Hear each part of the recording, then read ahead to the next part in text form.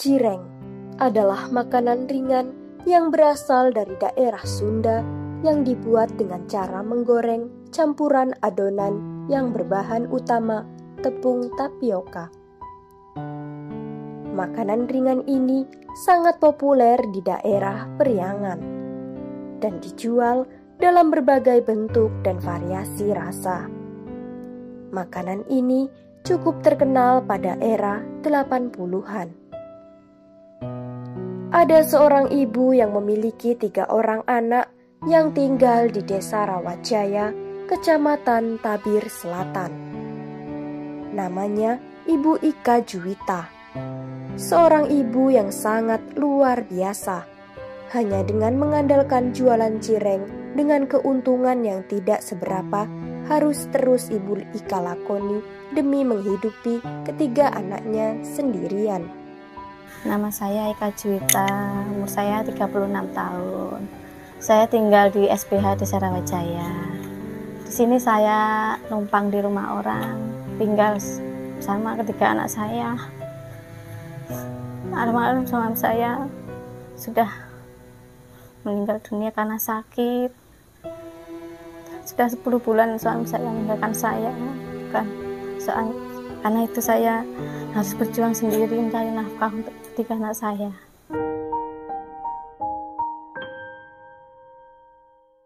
Brian adalah anak pertama Ibu Ika yang saat ini usianya 12 tahun dan masih kelas 6 sekolah dasar.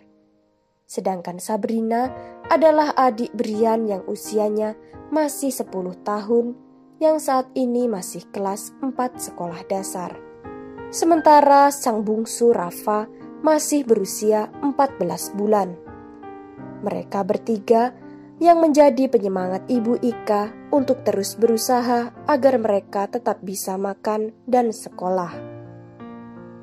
Suami Ibu Ika pergi menghadap Sang Ilahi 1 tahun yang lalu saat usia Rafa masih 5 bulan. Hari-hari yang Ibu Ika jalani dan ketiga anaknya harus kuat tanpa seorang suami yang ada di sampingnya.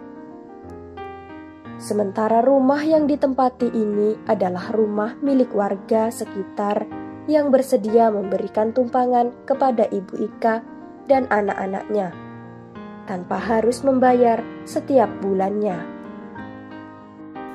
Ya, seharian saya ya berjualan jajanan, titip di warung-warung, di kantin sekolah.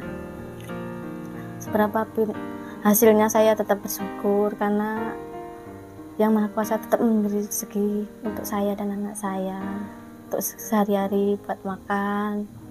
Alhamdulillah tetap saya bersyukur. Dulu semuanya dicukupi sama almarhum suami, sekarang udah harus berjuang sendiri mencari nafkah. Kaget kadang, kasihan nengok anak-anak, kadang ngerasa sedih sih melihat anak-anak itu tumbuh tanpa sosok seorang ayah atau bapak kan. Tapi alhamdulillah anak saya mengerti keadaan ibunya yang sekarang ini.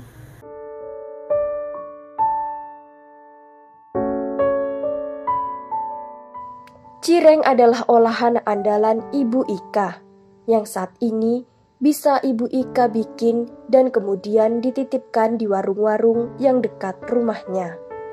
Mula-mula, tepung disiram dengan air panas untuk memulai membuat adonan cireng. Bumbu-bumbu pun dimasukkan beserta dengan 1 butir telur ayam sebagai penambah rasa gurih cireng. Proses yang panjang masih terus dilakukan untuk mencapai rasa cireng yang nikmat sehingga pelanggan Ibu Ika tidak kecewa dengan cireng buatan tangan Ibu Ika.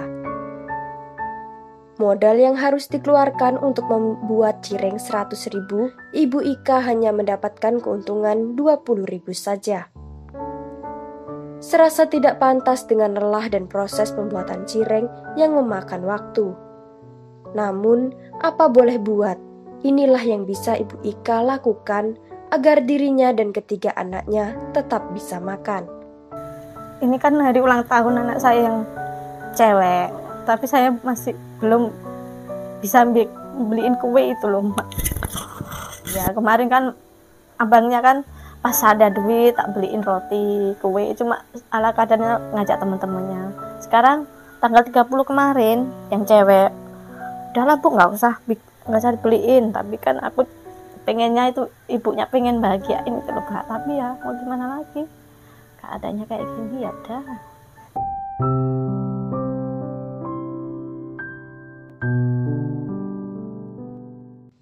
Ibu Ika ingin memiliki usaha kecil-kecilan agar bisa menambah penghasilan yang lebih dan cireng hasil buatannya tidak harus dititipkan ke warung-warung agar keuntungannya tidak berbagi dengan orang lain.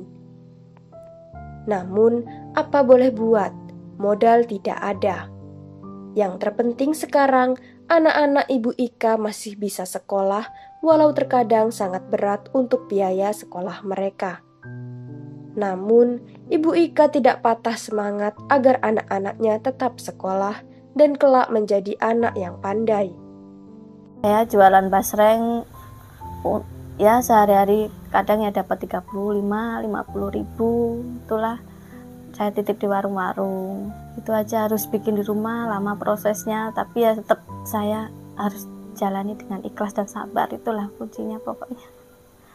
Ketika anak saya sakit, saya kadang ngerasa sedih, harus gimana nggak ada suami, terus saya kadang ya harus berusaha sendiri. Pengennya tuh pengen buka usaha sendiri ya di depan gitu, biar nggak mundar mandir nitip sana nitip sini, kasihan kalau si bayi harus diajak mundar mandir, kadang panas-panasan, kadang kasihan.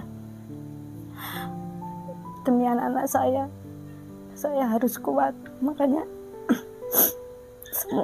semua ini kan udah kehendak yang Maha Kuasa, harus dijalani dengan ikhlas dan sabar. Suatu saat mereka pasti mengerti.